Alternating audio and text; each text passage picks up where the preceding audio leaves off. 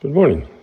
The project for today is installing a new dehumidifier for the crawl space, MP70. We have safety glasses on, cut-proof gloves, a hat, and a mask because it's musty under there right now, but we're going to take care of that with this. More to follow when I get under the house. Okay, I lied. More now. So first of all, we're going to unpack this, and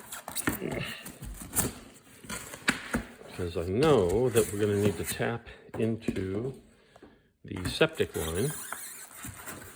So I need to know what size the drain hose is so I can drill the proper sized hole and silicone everything in. So let's see, it's got a regular power cord. So we're going to be installing a new outlet, and then there's the hose. So now I need to go get the sealant and a drill bit that size, and then we'll drag this under the house. And it's 80 pounds, they said, so not fun. We're now in the crawl space, and I found a 20 amp feed to the garage that is actually unused. It doesn't have anything being used out there, so it's a great resource. So we're going to make a cut, and this will be the splice box. This will be the new outlet for the dehumidifier, and then we'll run the pump into the drain hose here.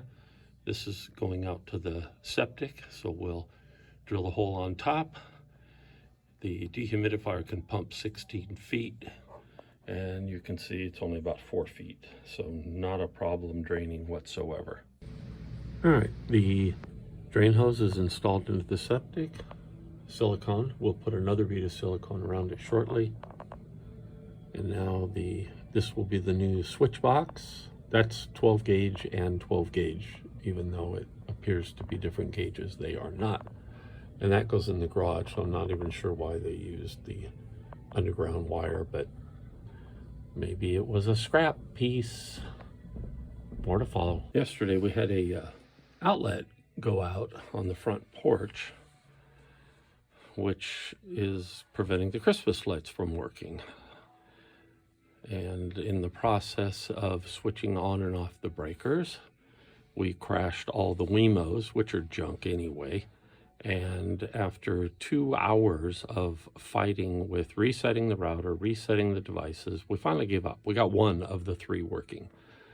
So to avoid going through all these breakers again, because the previous owner doesn't have the breakers labeled, I used the special tool to figure out which breaker this hot wire was on. So now the breaker is off and I can proceed. I know there'll be some electrician out there that's going to tell me I did it wrong, but I don't think I did. That's stapled. It's 12 inches from the box. That I don't think has to be stapled. And that one is stapled about less than 12 inches from the box. And it is a weatherproof, tamper-proof plug for the dehumidifier. Well, the job is complete. We just had some pretty good rain, so I'm hoping that all of the sealing and fixing I did took care of it. And if not, the new dehumidifier, all installed, should take care of the rest. We'll go over there and take a closer look in person, see if there's water in the line. They say the perfect temperature is around 75 degrees, I think they were saying. But humidity-wise, you want to be between 40 and 50 to keep the crawl space mold-free, if you will.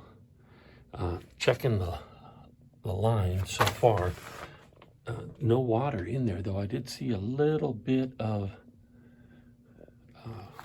some water just in the corner. This doesn't help. Anyways, there's water right there to the left of the light, but not enough to pump out into the septic. So It's been extremely dry, and that's probably why it hasn't been running, but it is super quiet. When I opened the crawl space door, it came on after a few minutes of having the door open because of the humidity in the garage coming in here.